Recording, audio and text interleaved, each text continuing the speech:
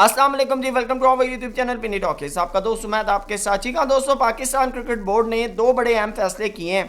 जी हाँ, पहले तो उन्होंने 4 प्लेयर्स को टेस्ट स्क्वाड से रिलीज़ किया है और कहा है जाओ और जाकर कायद-ए-आज़म ट्रॉफी खेलो। ये टेस्ट क्रिकेट तुम्हारे बस की बात नहीं है।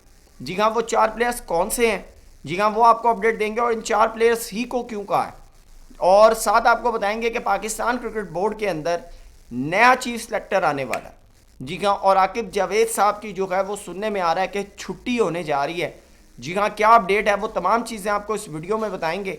चैनल पे नए आए हैं तो इसको सब्सक्राइब करें, वीडियो पसंद आए तो लाइक भी करें और कमेंट सेक्शन में अपनी कीमती राय से ज़रूर आगाह कीजिएगा। दोस्तों, आपको बताते चलें कि पाकिस्तान क्रिकेट बोर्ड ने 4 प्लेयर, जिसके अंदर मोहम्मद रिजवान, सलमान अली आगा, साजिद खान और हसन अली, इन चारों को जो है कहा है जाओ और जाकर रेड बॉल डोमेस्टिक क्रिकेट खेलो। और अब जो अपडेट आ रही है कि रिजवान और साजिद खान कंटप्पा दोनों जो हैं वो पेशावर रीजन की तरफ से कायद-ए-आज़म ट्रॉफी खेलेंगे, और जो हमारे हसन अली और सलमान अली आगा हैं वो सियालकोट और लाहौर की तरफ से जो है कायद-ए-आज़म ट्रॉफी के मैचेस खेलेंगे। वैसे होना तो ये चाहिए था कि आपको पता है कि 12 तारीख से स्टार्ट है टेस्ट, आपको तमाम प्लेयर्स को रिलीज़ करना चाहिए था और कहना चाहिए था जाओ और जाकर कायद-ए-आज़म ट्रॉफी खेलो, और आपको इन दिनों में पता चल जाता कि आपके कौन से प्लेयर जो हैं वो अच्छे हैं और कौन से प्लेयर बुरे हैं।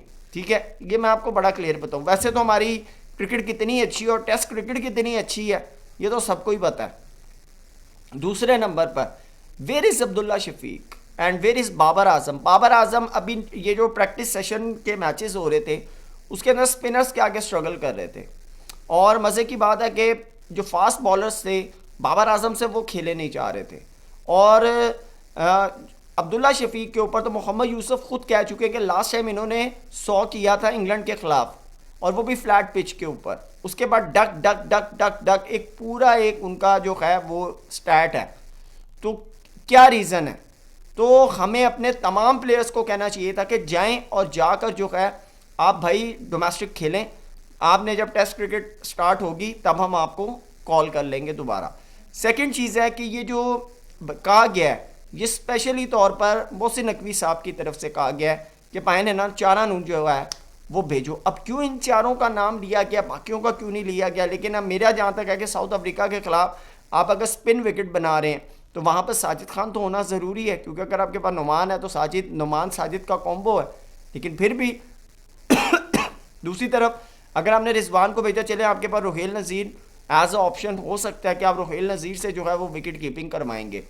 अब आते हैं सेकंड ऑप्शन के ऊपर, जो पाकिस्तान क्रिकेट बोर्ड ने सेकंड फैसला लिया। सेकंड फैसला ये लिया है, अपडेट आ रही है कि सरफराज अहमद सैफी भाई जो हैं वो being chief selector Pakistan cricket board में एंट्री मारने के लिए तैयार हैं। अब बहुत से लोग चीफ सेलेक्टर का नाम दे रहे हैं, बहुत से लोग कह रहे हैं कि सरफराज अहमद सिलेक्शन कमेटी के अंदर आ रहे हैं। अगर तो चीफ सेलेक्टर आ रहे हैं तो फिर तो सवाल ये बड़ा क्लियर आ जाता है कि फिर इसका मतलब है कि आकिब जावेद साहब की छुट्टी होने जा रही है। लेकिन जिस तरह आज पिच के ऊपर आकिब जावेद साहब का रोल नज़र आ रहा था तो लगता नहीं है कि सरफराज अहमद जो है वो एज अ चीफ सेलेक्टर आ रहे हैं। हाँ, सिलेक्शन कमेटी के अंदर ज़रूर आ सकते हैं, और अगर सिलेक्शन कमेटी के अंदर आते हैं तो मेरे ख्याल से हमारे डोमेस्टिक के जो परफॉर्मर्स हैं उनकी ईद होने जा रही है। लेकिन यहाँ पर एक और चीज़ है कि ये क्या श्योरिटी है कि सरफराज अहमद की बात मानी जाएगी? ये इस चीज़ की श्योरिटी भी चाहिए, क्योंकि सरफराज अहमद कैप्टन बहुत स्ट्रॉन्ग थे, लेकिन ये भी हकीकत है कि मैनेजमेंट उनकी सुनती नहीं थी। ये भी एक रियलिटी, क्योंकि अगर मैनेजमेंट उनकी सुनती होती तो सैफी भाई को रातों रात कप्तानी से ना उतारा जाता, और सिर्फ श्रीलंका से हारने के बाद ना उतारा जाता। ये आप बहुत अच्छा सारा मैटर जानते हैं। और अब सेकंड चीज़ है कि कहा जा रहा है या तो सैफी भाई आ रहे हैं या सैफी भाई के साथ मोहम्मद यूसुफ भी इंडक्ट हो रहे हैं सिलेक्शन कमेटी के अंदर, और वो पहले भी हो चुके हैं। पहले भी जो हैं वो सिलेक्शन कमेटी का हिस्सा बन चुके हैं मोहम्मद यूसुफ साहब। लेकिन सैफी भाई जो हैं वो पहली दफ़ा जो है सिलेक्शन कमेटी के अंदर आ रहे हैं, पाकिस्तान क्रिकेट बोर्ड के अंदर कोई रोल ले रहे हैं। और मेरे ख्याल से अगर तो ये होता है और अगर यानी कि फुल एंड फ्री हैंड दिया जाता है सैफी भाई को, तो मैं आपको ये बता दूं कि यंगस्टर्स के लिए बहुत अच्छा है। यंगस्टर्स के लिए और डोमेस्टिक के परफॉर्मर्स के लिए ये बड़ा गुड लक चांस है। समझ लें कि उनको उनकी सुनी गई है, क्योंकि सरफराज अहमद ऐसा बंदा है कि जो आपकी ग्रास रूट लेवल पे पकने वाला जो फल है ना, उसको वो बड़ा बखूबी जानता है।